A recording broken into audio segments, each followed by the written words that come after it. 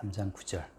그러면 어떠하냐? 우리는 나으냐? 결코 아니라. 유대인이나 헬라인이나 다 죄 아래에 있다고 우리가 이미 선언하였느니라. 기록된 바 의인은 없나니 하나도 없으며 깨닫는 자도 없고 하나님을 찾는 자도 없고 다 치우쳐 함께 무익하게 되고 선을 행하는 자는 없나니 하나도 없도다. 그들의 목구멍은 열린 무덤이요 그 혀로는 속임을 입삼으며 그 입술에는 독사의 독이 있고 그 입에는 저주와 악독이 가득하고 그 발은 피 흘리는데 빠른지라. 파멸과 고생이 그 길에 있어 평강의 길을 알지 못하였고 그들의 눈앞에 하나님을 두려워함이 없느니라 한가 같으니라. 네, 그 장 먼저 볼게요. 예. 거기 이제 9절 말씀 보면 이제 그러면 어떠하냐? 우리는 나으냐? 그러니까 유대인이나 헬라인이나 어떤 종족이 더 낫냐 말이죠. 하나님 보시기에. 하나님 보시기에 말하는 거예요. 하나님 보시기에 누가 더 나으냐? 결코 아니라는 거죠. 유대인이나 헬라인이나 다 죄 아래에 있다고 우리가 이미 선언했다. 그러니까 이제 우리가 이 성경을 느끼는 것은 뭐 유대인이 우수한 민족이냐, 아니 한민족이 우수하냐, 뭐 그죠? 세계에서 IQ가 제일 높은 민족이 뭐 유대인이라 그러나요? 유대인이다. 한국이 또 세계에서 IQ를 높다, 뭐 그렇게 따지고 그러는데 그 자체가 하나님 앞에는 다 이제 의미가 없다고 하는 거죠. 다 죄 아래에 있다. 그러니까 우리가 사람과 사람 사이의 비교를 통해서 누가 더 나은 사람이냐 많이 따지고 그러잖아요. 어떤 매장, 어떤 회사 뭐 다 비교하고 그러지만 그 비교를 통해서 우리는 이제 우리의 어떤 존재감을 확인한다고요. 아, 나는 참 괜찮은 사람이구나 이렇게 확인하고 그러는데 성경에서는 그런 타인과의 비교를 통한 그런 존재감을 다 무시해버리고 없애버려요. 그리고 너희들은 다 죄 아래에 있다. 그러니까 죄인이라고 하는 것으로 다 하나님이 이렇게 보편화를 시켜버리거든요. 이제 그래서 어떤 경우에는 이제 성경을 싫어하죠. 왜냐하면 다 어떤 개인적인 그 독자적인 나의 고유한 그런 가치를 믿고 싶은데 또 그런 가치를 이 땅에 펼치고 살면서 내가 너보다 낫다라고 하는 그 우월감 속에 사람이 살아가는 맛이 나는데 그걸 다 성경에서는 다 죄 아래 있다고 밀어버리면 그럼 어떤 세상을 살아갈 맛이 안 나거든요.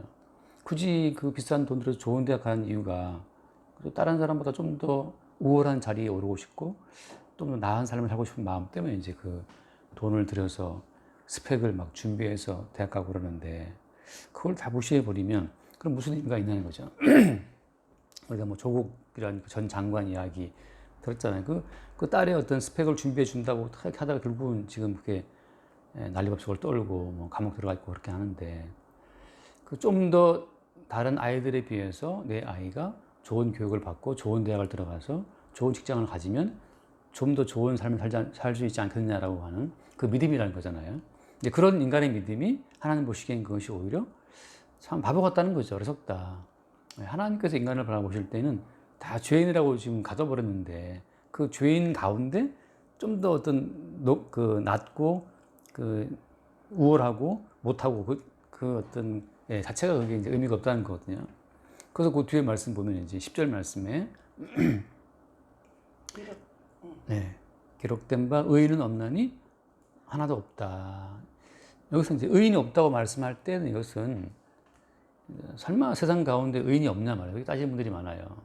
세상 가운데 가난한 사람을 위해서 돈을 기부하는 사람도 있고, 뭐 노숙인들을 위해서 무슨 겨울에 그런 파카 같은 걸 기부하는 분도 있고 그러는데 또 그 노숙인들 식사 제공하기 위해서 그 돈 내는 분도 많거든요.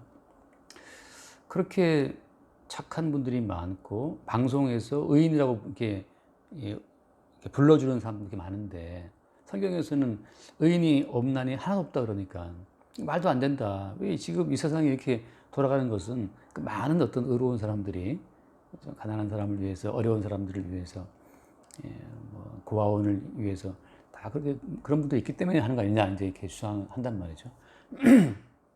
그건 뭘까요? 성경에서 말하는 의인이 오늘 하나도 없다는 것하고 이 땅에서는 방송에서는 해마다 뭐 의인이 있어요. 선행으로서는 뭐 다 하나님 보시기에는 우리는 다 죄인이다. 그렇죠. 그러니까 지금 이제 누가 보기에 따라서 의인이냐, 지금 관점의 차이를 말하고 있거든요. 그러니까 하나님 보시기에 의인이 없다는 거지. 우리가 볼 때에는 그러니까 내가 생각하는 어떤 선의 기준보다 더 높은 선을 행하는 자는 쟤는 나보다 의롭다고 우리가 말할 수 있죠. 그러니까 인간과 인간 사이에 비교를 통한 의인이나 비교를 통한 선인들은 많이 있죠. 뭐 돈을 뭐 몇천만 원을 주었는데 뭐 주인 돌려줬다든지 말이죠. 그렇게 그런 말들이 있는데 또 어떤 사람 뭐 옛날에 일본에 갔었을 때 그 전철에 떨어진 사람을 대신 구하고 자기가 죽은 사람 있잖아요. 뭐 그래서 일본의 그 의인 이수연인가 그런 말도 하고 그러는데 그렇게 사람들이 봤을 때 어떤 다른 사람들을 위해서 착한 일을 한 그런 의인들은 뭐 세상에 많이 있어요. 근데 하나님께서 바라보실 때, 이제 인간들끼리 의미 있는 행동이 되는 거고 하나님 보시기에는 것이 의미가 없다는 거예요. 그래서 지난주에 봤던 말씀처럼 그 욥기서 말씀처럼 말이죠. 한 번 더 읽어볼까요? 욥기 45장을 보면 그 말씀이 저는 참 마음에 들어요. 그게 이제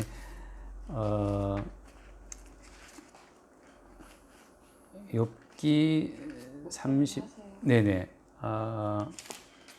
35장인 것 같아요. 그 35장에 보면은 그 35장 5절 그대는 하늘을 우러러보라 그대보다 높이 뜬 구름을 바라보라 그대가 범죄한들 하나님께 무슨 영향이 있겠으며 그대의 악행이 가득한들 하나님께 무슨 상관이 있겠으며 그대가 의로운들 하나님께 무엇을 드리겠으며 그가 그대의 손에서 무엇을 받으시겠느냐.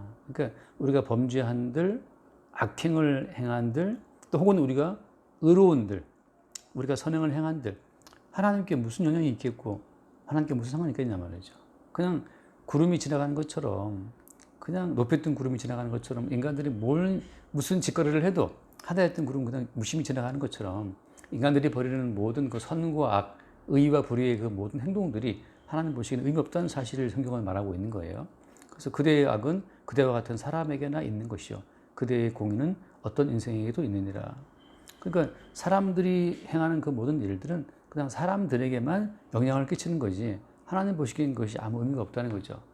그래서 지금 그러면 하나님께서는 뭘 말씀하신 거죠? 하나님께서는 인간 세상을 통째로 인간 세상 전체를 이미 의인이 없는 어떤 죄인의 세상이라고 딱 규정을 하신 거고 그래서 이 세상 전체는 하나님의 진노 아래에 있다고 이제 선언을 하신 거예요. 그러니까 이 하나님의 기준, 하나님 관점 자체를 자꾸 이제 그걸 놓쳐버리고 잊어버리고 인간들끼리의 선행이 갇혀 있으면 그냥 착한 사람이 교회에 나오면 교회에서 그 사람 알아준단 말이죠. 그 자체가 참 한경 선생님이 의미 없다고 말하고 있는데 자꾸 사람들은 이제 그 사람들 인간들끼리의 그 선행과 악행에 너무 초점을 줬다 보니까 그 인간끼리의 선행과 악행이 하나님께도 무슨 그 상관이 있는 것처럼 이제 오해를 하는 거예요. 그래서 우리가 예수님께서 굳이 그 간음자와 강도들, 세리들을 구원했을 때 사람들이 그 이해를 못 하는 거예요. 예수님, 저 사람은 가늠한 여자고, 저 사람은 세리고, 저 사람은 강도인데 왜 저 사람을 구원합니까? 그 이제 말하자면 이제 인간들 세상의 어떤 기준으로 예수를 바라보는 거예요. 그래서 예수님까지 인간들 기준으로 끌어내리는 거죠. 그래서 제발 좀 이제 내려와 보란 말이죠. 당신이 하는 이 모든 일이 지금 무슨 의미가 있냐. 인간들이 세워놓은 이 기준을 하나님이 무시하시냐라고 하는 거거든요. 그래서 지금 여기서 말하는 아주 그냥 우리가 이미 선언했다는 말씀처럼 의인은 없는 이 하나도 없다. 딱 잘라 말씀하시는 것은 하나님의 관점, 하나님의 기준. 근데 인간들은 어때? 인간들은 하나님을 끌어내려서 인간들의 기준대로 판단하라 말이죠. 예수님을 끌어내려서 인간들의 기준대로 심판해라. 인간들의 기준대로 구원해라 말이죠. 그래서 우리가 이렇게 율법을 지키고 열심히 살았기 때문에 우리를 구원해야지. 열심히 율법 지킨 우리를 오히려 내치고 저렇게 범죄만 해왔던 강도와 세리와 창기들을 구원한다고 말씀하시면 되겠냐 말이죠. 그런 예수는 우리는 필요 없으니까 십자가에 죽어버려 하고 이제 죽여버린 거예요. 근데 이게 사실은 이렇게 어떻게 말은 제가 편하게 했지만 우리가 우리 인생을 살면서 뜻대로 안 될 때 어때요? 뜻대로 안 될 때 무슨 가게 매출이 안 나올 때 뭐 진상 고객이 와서 나를 괴롭게 할 때라든지 아무튼 우리가 뭐 가족 간의 생활을 할 때 그렇죠. 그 말은 무슨 말인가 하면 그 진상 고객을 허락하신 하나님에 대한 조치가 우리가 불만스러운 거예요. 말하자면 왜 내 인생에 이런 놈이 들러붙었냐 말이죠. 그런데 따지고 들어가면 어떻게 들어가 보면은 그런 놈을 우리 인생에 보내신 또 하나님이 또 이제 불만스러운 거예요. 그래서 그 사람들 마지막에는 이제 보이는 사람을 향해서 어떤 원망과 싸움을 하다 나중에는 그 보이지 않는 하나님을 향해서 대들어요. 그래서 그 제가 옛날에 그 어디입니까? 그 어느 나라에 지금 남태평양 어느 나라인데 그 나라에 지진이 났어요. 그 사람이 많이 죽었단 말이에요. 그때 그 CNN 그 기자가 인터뷰를 하는데 그 지진 나서 막 매몰되고 가족을 잃은 그 어떤 아주머니가 인터뷰를 하는데 뭐 영어로 하는 거죠. 이제 자막이 나오는데 하나님이 계시면 이럴 수 있느냐.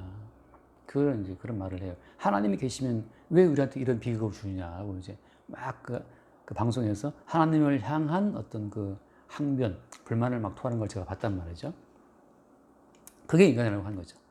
하나님의 조치에 대해서 우리는 내가 생각하는 그 기준이 안 맞으면 우리는 불만을 하게 돼 있어요. 그러니까는 내가 생각하는 기준이 맞을 때는 하나님 좋으신 분이라고 하지만 내가 생각하는 기준대로 인생에서 뭐가 안 벌어지면 이제 그때는 하나님께 막 대드는 거죠. 이럴 수 있으니까. 그래서 하나님 조치가 불의하다 말이지. 그러니까 하나님의 조치에 대해서 불의하다고 말하는 그런 인간들을 보고 하나님 말씀하시기를 의인은 없나니 하나도 없다. 그러니까 좋을 때는 좋다고 하다가 뭐가 안 좋으면 그때부터 이제 마지막에 나오는 불만 대상자는 하나님 되는 거죠. 하나님 계시면 우리에게 이럴 수가 있냐 하고 이제 일방적으로 그냥 자기들끼리 하나님은 무조건 자기들한테 행복을 주고 어떤 그 편안한 삶을 줘야 된다라고 지금 생각하는 거거든요. 그게 인간들이 생각하는 하나님이에요. 근데 진짜 하나님은 성경을 딱 펼치면 진짜 하나님은 뭐냐면 에덴 동산에서 인간을 추방하신 분이고 인간을 추방하시고 동시에 이 땅을 저주해서 가시가 나게 하고 엉겅퀴가 나게 하고 이마에 땀이 흘러야 겨우 먹고 살아요. 그러니까 고통받지 않고는 먹고 살 수 있는 길이 없어. 그러니까 평생 먹고 살기 위해서 이마에 땀을 흘리고 괴로움 당하다가 나중에 이제 흙으로 돌아가 죽는 거예요. 그러니까 성경을 펼치면 하나님은 그렇게 인간 사는 땅을 저주하시고 인간을 에덴 동산 추방하신 분인데 왜 우리 인간은 일방적으로 하나님은 우리에게 행복을 주셔야 되고 어떤 복지를 주셔야 되고 이렇게 일방적으로 그냥 생각하는 거지 혼자. 그러니까 하나님께서는 야 성경을 좀 열어서 진리를 봐라. 근데 너희들이 추구하는 그 하나님은 사실 마귀인 거야. 너희들에게 좋게 해주고 너희에게 기쁨을 주고 항상 너희들의 인생 행복으로 꽉 차 있고 그런 하나님을 원하고 있는데 그런 하나님은 사실은 마귀다. 하나님께서 너희들한테 조치하신 그분 조치가 어떤 것인지를 성경을 펼치고 봐라 이 말이죠. 그래서 이제 의인 없다는 그 말씀은 아무튼 추방된 모든 인간들은 다 하나님께 대든다는 거죠. 지 입맛에 안 맞으면 이제 막 대들고 삐지고 막 그래요. 근데 또 좀 잘 대해주면 아이고 하나님 고맙습니다 했다가 또 좀 싫으면 이제 원망하는 거죠. 그래서 의인이 없다는 거예요. 그래서 11절 말씀 깨닫는 자도 없고 하나님을 찾는 자도 없고 다 치우쳐 함께 무익하게 되고 선을 행하는 자는 없나니 하나도 없도다. 네. 그러니까 깨닫는 자가 없다. 그 말은 무슨 말이냐면 다 그러니까 자기 세계에 갇혀 있다는 거예요. 그 자기 몸에 갇혀 가지고서 내 몸에 도움을 주는 그 신을 참 신이라고 생각하는 거거든요. 근데 깨달음이라는 것은 이제 나의 자아의 세계를 깨치고 나오는 거거든요. 근데 그걸 예수님 말씀하신 것처럼 나를 따라오거든 자기를 부인하고 하거든요. 자기를 부인하고 자기 십자가를 지고 말씀하시는데 그러니까 자기를 부인한다는 그 말은 내 세계 자체가 이제 부정당해야 되는 거거든요. 그게 깨달음이에요. 세상은 내 중심이 아니고 예수 그리스도 중심이라는 사실을 보게 되는 거죠. 그러니까 세상의 중심이 내가 아니고 다른 몸이 있다. 그러니까 내 몸이 아니고 하나님께서 친히 육신을 입고 이 땅에 오신 그 예수 그리스도의 그 몸이 중심인 거예요. 그래서 그 예수 그리스도의 몸이 중심인 그 어떤 영역을 말할 때 성경에서는 이제 약속의 땅 혹은 이제 시온이라는 표현으로 시온, 약속의 땅, 그 다음에 성전, 그리고 뭐 시온 같은 말인데 세상의 중심으로 새로운 몸을 입고 예수님이 이 땅에 오신 거예요. 그래서 예수님 몸 중심으로 이 땅 모든 걸 다시 통치하신다고 하는 거죠. 그래서 그 새로운 몸, 예수 그리스도의 몸이 계시는 그 시온으로 그러니까 인도되어 가는 사람들이 이제 구원받은 사람이고 그 새로운 몸인 예수 그리스도의 몸, 그 시온으로 인도하지 못하는 사람들이 버림받는 몸이 돼요. 그러니까 어떻게 되겠어요? 그 예수 그리스도가 통치하시는 시온으로 우리가 인도받기 위해서는 우리 몸 자체가 깨져야 돼요. 내가 내 몸 세계에서 빠져나와야 돼. 그게 자기 부인인데 그게 깨달음이고 그러니까 세상은 내 몸 중심이 아니고 예수님 중심이네. 옛날에 이제 그런 거 봤잖아요. 우리가 그 천동설, 지동설이라는 말 그죠? 많이 했잖아요. 천동설, 지구가 중심이고 하늘의 태양과 모든 별들이 지구를 중심으로 움직인다. 이게 천동설인데, 그러니까 지구가 인간 중심이라고 하는 거죠, 막. 근데 코페르니쿠스, 갈릴레오 갈릴레이가 아니다. 지구가 중심이 아니고 사실은 태양이 딱 중심에 있고 지구는 태양을 중심으로 움직이고 있네. 그러니까 지구가 움직인다고 하는 거죠. 중심이 따로 있었어요. 근데 이 발견 때문에 갈릴레오가 이제 죽을 뻔하거든요. 교황이 죽으려고 그러는데, 사실 말하면 그 인간 중심의 사고를 벗어난다고 하는 것이 이게 얼마나 어려운 일인지를 보여주는 거거든요. 그러니까 지금 과학적으로는 지금 사실은 그 지구 중심으로 태양과 하늘이 움직이는 것이 아니고, 알고 봤더니만 태양을 중심으로 지구가 움직이고 있다는 이 사실 자체도 지금 밝혀진 지가 지금 한 400년 됐나요? 500년 안 됐거든요. 그 중세에 나온 발견이니까, 갈릴레이가. 그것 때문에 이제 교황이 불러다가 이제 네가 한 그 모든 말이 그 신성 모독이다. 그래서 이제 결국은 법정에서 갈릴레오가 그걸 부인하죠. 사실은 맞다. 그 모든 하늘의 모든 것들이 그 땅 중심 움직인다는 걸 그렇게 말하고 나오면서 한 말이 이제 그래도 지금 돈다. 그런 말을 하잖아요. 그런 것처럼 깨달음이라는 것은 뭐냐? 세상은 내 중심이 아니고 어떤 한 새로운 몸, 그 몸이 누구의 몸이라고요? 그 몸이 예수님의 몸인데, 십자가에 죽으신 예수님의 몸을 중심으로 모든 우주가 움직인다고 하는 것, 그게 성경에서 말하고 있는 핵심이에요. 그래서 세상은 나 중심이 아니네? 그러니까 나 중심이 아니라는 사실을 우리는 매일매일 확인하죠. 나는 빨리 퇴근하고 집에 가고 싶은 마음도 없잖아 있었는데, 갑자기 뭐 생일 파티 한다고 가자 그래서 우르르 몰려가서 이제 뭐 달린 거죠. 막 그냥 달리면서 이제 집에 들어오니까 새벽이야. 그런 것처럼. 그다음 나는 좀 자고 싶은데, 근데 뭐 엄마가 또 깨우기도 하고, 또 나는 고요히 있고 싶은데 고객이 오기도 하고, 난 또 오늘 좀 피곤한데 좀 가만히 있고 싶은데 갑자기 손님들이 막 밀려 들어오기도 하고 말이죠. 세상은 내 중심이 아니고 계속 내가 중심이 아니라는 사실을 일깨우는 식으로 계속 사건이 벌어지고 있는데, 이 미련한 인간들이 죽을 때까지 자기 몸 중심으로 이 세상을 인식하는 거예요. 그때 이제 우리는 알게 되죠. 세상이라는 것은 예수님 몸 중심으로 움직이는 사실을 보게 돼. 그것을 골로새서에서 제가 종종 읽는데, 제가 읽을게요. 골로새 1장 그 16절 말씀 보면, 골로새 1장 16절에 만물이 그에게서 창조되되 하늘과 땅에서 보이는 것들과 보이지 않는 것들과 혹은 왕권들이나 주권들이나 통치자들이나 권세들이나 만물이 다 그로 말미암고 그를 위하여 창조되었고, 그랬어요. 그러니까 그 예수님인데, 그러니까 보이는 것들과 보이지 않는 것들, 심지어 왕권들, 주권들, 통치자들, 그다음에 만물 전체가 다 그 예수 그리스도로 말미암고 예수 그리스도를 위하여서 창조가 되었다, 이렇게 말씀하고 있거든요. 그러니까 모든 만물은 내 몸 중심이 아니고 예수 그리스도 몸 중심으로 창조가 되었고 지금 또 움직인다고 하는 거예요. 그러니까 우리가 생각할 때, 오늘 예컨대 내가 만난 나를 좀 내 마음을 기분 나쁘게 한 사람 만났다고 칩시다. 그러면 지금 내가 볼 땐 기분 나쁜 사람인데 모든 만물은 예수님 중심이기 때문에 예수님이 내 마음을 아프게 하는 인간을 보내셨구나.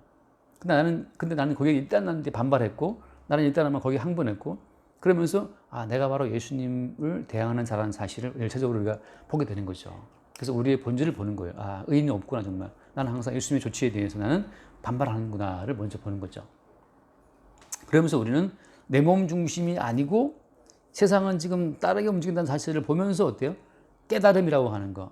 세상은 오늘도 내 몸 중심이 아니고 예수님 중심이었네. 그걸 볼 때 그게 깨닫는 거예요. 그때 우리는 이제 깨닫는 자 없다는 이 말씀 속에서 1차적으로 나는 깨닫지를 못한 자였으나 성령으로 말미암아서 내 몸 중심이 아니고 예수님 중심이었다는 사실을 보게 되는 그 순간에 우리는 성령으로 말미암아 깨닫는 자가 되는 거죠. 성령으로 말미암아. 그래서 그 순간 하나님을 바라보게 돼요. 주님께서 이 상황을 허락하셨구나를 그때 보는 거죠. 근데 이게 이제 우리가 하나님 하시는 조치들을 이거를 이제 수용하기가 쉽지가 않아요. 우리는 정말 철없는 그 초등학생 아이 같아서 그 엄마 아빠가 이렇게 양치하자, 뭐 단 거 먹지 말고 반찬 많이 먹어 이렇게 해도 꼬맹이들 보면 그 말을 안 듣거든요. 저 조카 어릴 때 보면, 우리 셋째 딸 클 때 보면은 그렇게 안 먹어가지고 엄마가 막 입 벌려서 막 밥을 이렇게 입에 넣어줬어요. 막 그래서 안 먹고 울고 막 그래서 그런 걸 기억나는데, 그러니까 철없는 아이일 때는 엄마가 하는 짓이 왜 이렇게 미운 거죠. 나는 안 먹고 싶다는데 자꾸 엄마가 먹이니까 싫어하기도 한단 말이죠. 그런 것처럼 이제 우리는 아직은 몰라요. 그래서 항상 우리는 불만이 많은데, 나중에 이제 크다는 걸 성숙하게 되면, 다시 말하면 모든 세상이라는 것이 내 중심이 아니고 한 새로운 몸, 예수님 중심이라는 사실을 보게 되는 그 시점에 보게 되면 그때 이해가 돼요. 아, 이게 그리스도 예수 중심으로 주님께서 나를 위해 버리신 일이었던 사실을 그때 보게 되는 거죠. 제가 종종 들은 얘기가 요셉이라는 사람이 형들에게 팔려가잖아요. 팔려갈 때는 좀 얼마나 이게 열받고 원한 맺힌 일이에요. 나를 팔아 형들이. 그래서 팔려가서 그거 뭐 순탄했나요? 아니, 팔려가서 그 종살이 하다가 좀 이제 살만하니까 또 감옥 들어가요. 감옥 들어가서 또 고통받고. 그 어떤 고생 끝에 어느 순간 주님이 요셉을 깨닫게 하죠. 요셉의 불평과 불만과 원망과 항변 속에 있다. 어느 순간 깨닫고 보니까 아, 예수님께서 나를 이리 보내신 것이네. 그리고 예수님 몸을 위해서 자기를 이렇게 그런 팔리고 감옥 들어가고 그 모든 과정을 준비했다는 사실을 보게 되죠. 그때 이제 그 주님의 뜻 가운데서 요셉은 깨닫게 되는 거예요. 잠깐 말씀 봅시다. 시편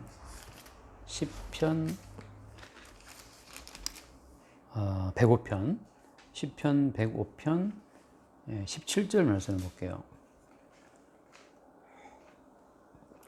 시편 105편 17절 그가 한 사람을 앞서 보내셨으며 요셉이 종으로 팔렸도다. 아까 방금 드린 말씀이에요. 그래서 18절 그의 발은 착고를 차고 그의 몸은 쇠사슬에 매였으니 곧 여호와의 말씀이 응할 때까지라 그의 말씀이 그를 단련하였도다. 결국은 요셉이 아프다고 해도 그의 몸을 쇠사슬로 그냥 매는 거고 요셉이 아프다고 해도 그냥 착고를 발에다 붙들어 매가지고 걸을다 보다 그냥 철컹철컹 그냥 거기 팔에 착고가 차여 있으니까 잘 못 움직이잖아요. 그 고통을 막 그 시행하는 것은 언제까지냐면 여호와의 말씀이 응할 때까지라. 결국은 여호와의 말씀이 중심이에요. 요셉이 나 괴롭다 그 종으로 팔려서 얼마나 고생했겠어요. 고생한다 하더라도 어때요? 거기 요셉의 그 고통스러운 비명에 하나님이 거기에 뭐 까딱하지 않아요. 언제까지? 여호와의 말씀이 응할 때까지. 그러니까 여호와의 말씀이 응할 때까지 그냥 요셉이 괴로움 당해야 되는 거예요. 그냥 당해야 되는 거예요, 그냥. 아직까지 요셉은 왜 이러는지 뜻을 몰라요. 나중에 알죠. 요셉을 미리 보내서 이스라엘을 구원하게 하시려고. 그래서 그 뒤에 보면 20절 말씀 왕이 사람을 보내어 그를 석방하며 뭇 백성의 통치자가 그를 자유롭게 하였도다. 그를 그의 집의 주관자로 삼아 그의 모든 소유를 관리하게 하고 이렇게 말씀하시는데 결국은 주의 말씀이 응할 때까지 그 시점이 되니까 이제 요셉을 갑자기 또 총리로 세운 거예요. 총리가 되고자 하는 것은 요셉의 개인적인 꿈이 아니었죠. 그렇죠? 요셉은 단지 괴로웠을 뿐이야. 빨리 벗어나고 싶을 뿐인데 요셉이 갑자기 하나님이 요셉을 총리로 세워버렸어요. 그러니까 요셉 개인의 뜻은 아무것도 반영이 안 돼요. 아빠랑 살고 싶었으나 형들에 의해서 팔려갔어. 요셉 뜻이 아닌 거죠. 종으로 팔려갔어요. 또 이제 감옥 들어갔어. 요셉 뜻이 아니죠. 갑자기 또 이제 석방되어서 승려되었어. 요셉의 뜻은 아니죠. 그죠? 그래서 요셉의 뜻이 아니고 그냥 말씀의 뜻이 그를 몰아간 것처럼 그러니까 성도의 인생은 내가 내 몸의 주인이 아니라는 사실을 평생 알아가는 거예요. 평생 그러니까 나 중심의 세계에서 내가 뜯겨 나와서 우주의 중심이 따로 있었네.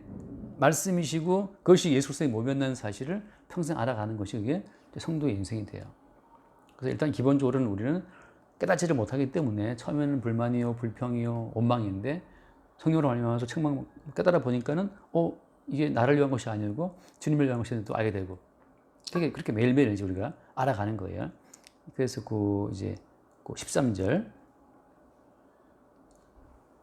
그들의 목구멍은 열린 무덤이요 그 혀로는 속임을 일삼으며 그 입술에는 독사의 독이 있고 그 입에는 저주와 악독이 가득하고 그 발은 피 흘리는데 빠른지라. 네, 여기까지 한번 볼게요. 여기 보면 이제 그들의 목구멍은 열린 무덤이다.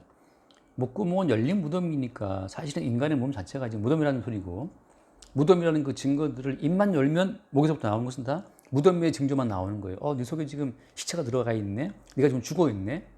그 우리가 죽어 있다라는 그 증거가 뭐냐 하면 지난주에 말했죠. 그죠? 우리가 죽어 있다는 증거는 우리가 무엇을 한다 하더라도 하나님께 영향이 없기 때문에 하나님께 아무 상관없기 때문에 우리는 죽은 자인 거예요. 하나님의 생명에 어떻게 해당되는 그런 말이나 행동을 우리가 아무것도 못하기 때문에 우리는 죽은 자거든요. 그러니까 우리가 무슨 말을 할 때마다 항상 우리는 나중심적인 말만 쏟아내기 때문에 우리가 지금 사실은 죽은 자라는 사실, 우리 목구멍, 그러니까 우리 이 내부 속에 지금 말하자면 이제 매일 그 신이 썩고 있다는 그 어떤 증거를 지금 표현하고 있는 거죠. 그래서 우리는 말할 때마다 나중심적인 말. 내가 지금 힘들잖아. 내가 지금 바쁘잖아. 내가 지금 뭘 먹고 싶잖아. 내가 지금 뭘 하고 싶잖아. 그러니까 항상 우리는 지금 입만 열면 우리는 이제 내가 뭐 하고 싶은 거, 먹고 싶은 거, 뭐 내가 입고 싶은 거, 가고 싶은 거, 내가 뭐 돈 벌고 싶은 거 이런 것밖에 우리는 말을 못 해요. 거기에서 살아있다는 사람들, 말하자면 그 속에 생명이 들어가 있는 자는 어떤 말을 하겠어요? 잠깐 한번 읽어보겠어요. 주님의 생명이 그 속에 들어온 자는 어떤 말을 하느냐, 예를 들어서 어떤 말을 하느냐. 야고보서를 잠깐 볼게요.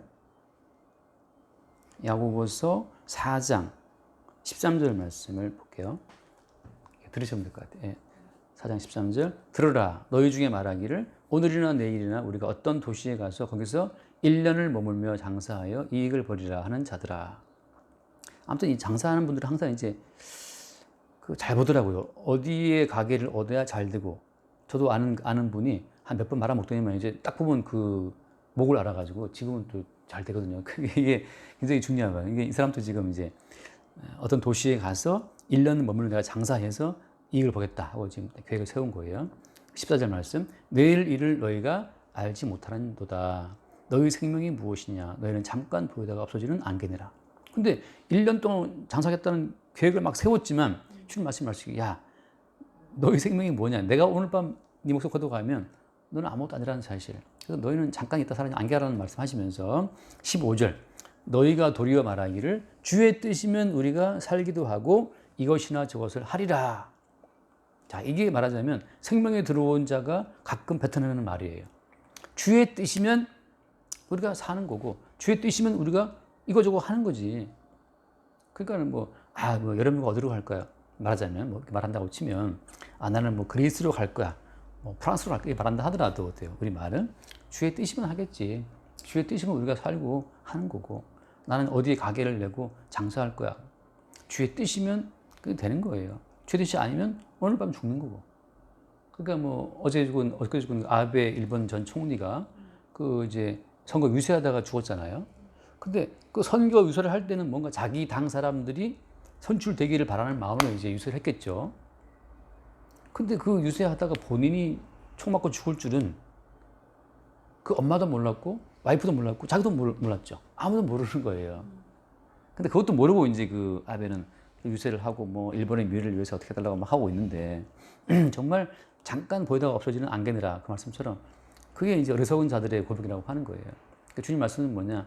주의 뜻이면 우리가 살고 이거저거 한다. 그 말을 하는 것 자체가 말하자면 그 속에 무덤이 아니고 생명에 들어온 자의 고백이 되는 거예요. 일단 기본적으로 우리는 다 열린 무덤이기 때문에 말만 하면 어때요? 나는 뭐 할 거야? 나는 뭐 하고 싶어? 뭐 할 거야? 항상 입만 열면 내가 뭐 한다는 말을 토해내는데 그것이 바로 무엇이다?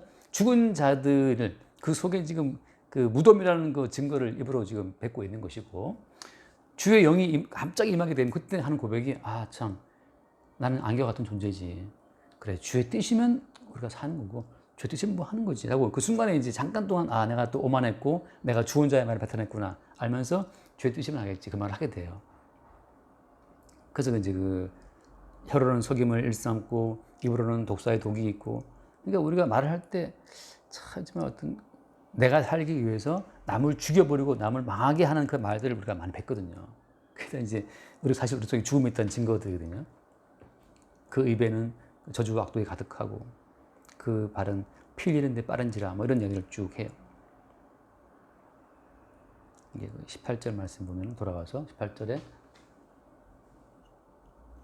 그들의 눈앞에 하나님을 두려움이 없느니라 한과 같으니라. 네. 그래서 일단은 모든 인간들은 자기밖에 안 보이기 때문에 하나님이 보이지 않고 하나님의 뜻, 하나님의 어떤 인도하심에 저는 다 생각을 못하고 하나님을 생각할 때도 어때요? 생각할 때도 자기 세계를 호응해주고 자기의 꿈을 도와줄 하나님을 요청하기 때문에 그때 항상 어때요? 마귀가 온다고 하는 거죠.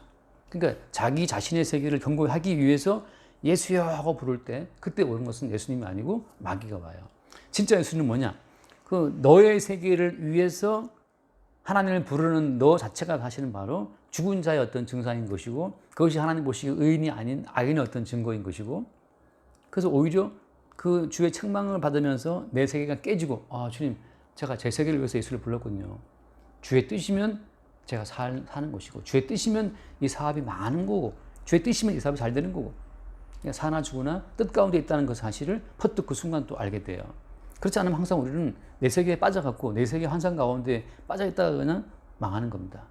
그래서 원래 이 전체가 이게 지금 의인 없나니 요 전체 이 쭉 구절이 이게 시편 14편을 지금 인용한 거예요.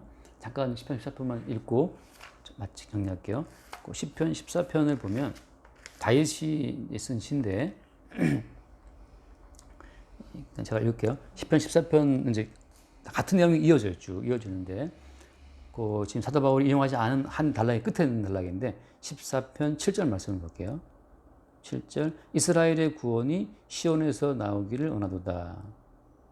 여호와께서 그의 백성을 포로된 곳에서 돌이키실 때에 야곱이 즐거워하고 이스라엘이 기뻐하리로다. 다시 말하면 여호와께서 그의 백성을 포로된 곳에서 돌이키실 때, 다시 말하면 모든 인간들은 자기 자신의 세계에 다 포로되어 있어요. 그러니까 내가 누군지 모르는 채 자기를 위해 평생 애를 써요. 솔직히 따져 물어보면 뭐 이윤숙 넌 누구냐? 라고 물어본다면, 누가 저한테 정춘아 넌 누구냐 물어본다면 내가 누군지 이렇게 정말 사회적으로 그동안 이제 형성된 어떤 그런 것들을 이렇게 말할 수는 있지만 정말 내가 어디서 왔는지, 내가 누군지, 왜 사는지, 무엇을 위해 사는지, 언제 내가 죽을런지 정말 중요한 것은 아무것도 몰라요, 사람이. 아베 그 돌아가신 분한테 당신 언제 왜 태어났으며 언제 죽을 건지 아냐고 물어본다면 당연히 모르지. 그러니까 인생의 의미도 모르는 채 그냥 정치한다고 그거 나약짓다가 죽는 거예요. 인생의 의미가 도대체 너를 그럼 정치하라고 너를 보냈느냐? 그 인생의 의미를 모르는 거죠.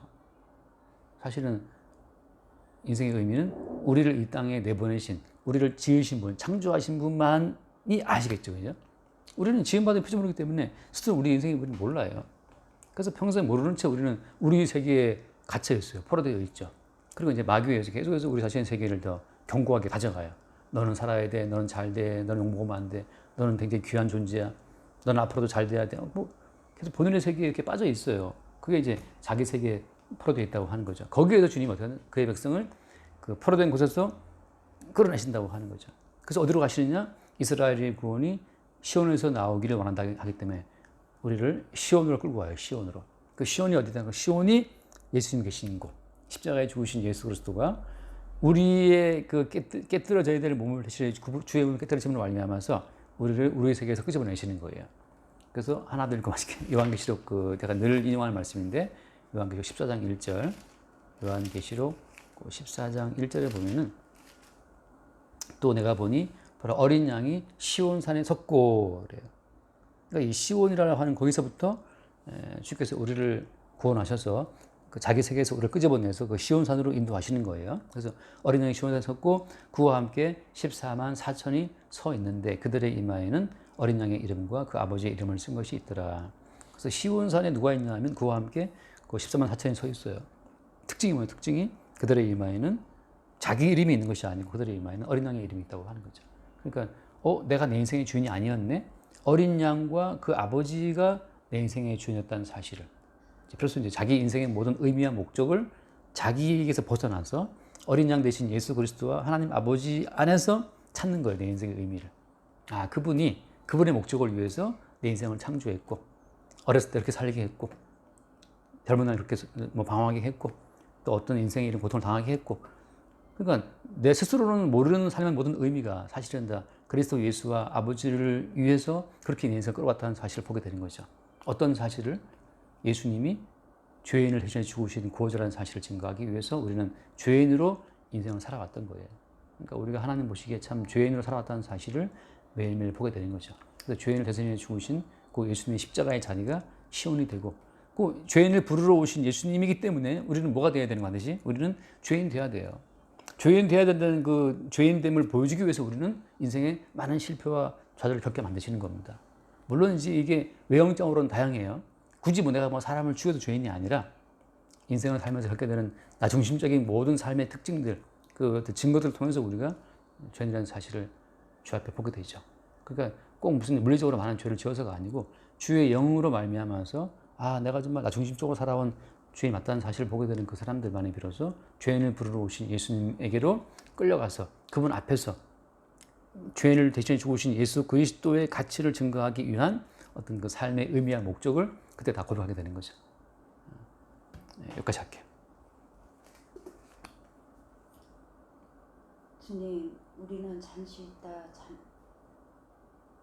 있다 가는 인생을 계속 살려고 발버둥 치는 저를 바라볼 때 항상 내 중심적이 아닌 주님 중심적으로 살면서 우리는 다 주님 보시기에 다 죄인임을 고백합니다. 아버지, 우리는 항상 하나님 의만 나타나게 주님의 은총을 바라보면서 우리를 하시도록 인도하여 주시옵소서. 아멘. 사랑이 많으신 예수 그리스도 이름으로 기도드렸습나이다. 아멘. 주님 감사합니다. 하나님 보시기에 의인이 아무도 없다는 이 말씀 앞에 우리도 의인이 아님을 항상 하나님의 조치에 반응하는 그런 죄인들임을 늘 새롭게 깨닫고 또 고백하게 하여 주옵소서. 우리가 그 죄인된 자리에서 죄인을 부르러 이 땅에 오시고 그 죄인들을 대신하여 십자가에 죽으신 그 예수님을 새롭게 발견하고 바로 죄인된 나를 대신해 십자가 밖에 죽으시는 그 예수님의 십자가의 자리가 바로 거룩한 시온임을 늘 새롭게 보게 하여 주옵소서. 날마다 우리의 죄인됨이 들키고 날마다 죄인들을 대신해 죽으신 예수를 새롭게 발견하고 예수님 중심으로 인생을 살아가는 우리가 되게 하여 주옵소서. 우리 주 예수 이름으로 기도드립니다. 아멘.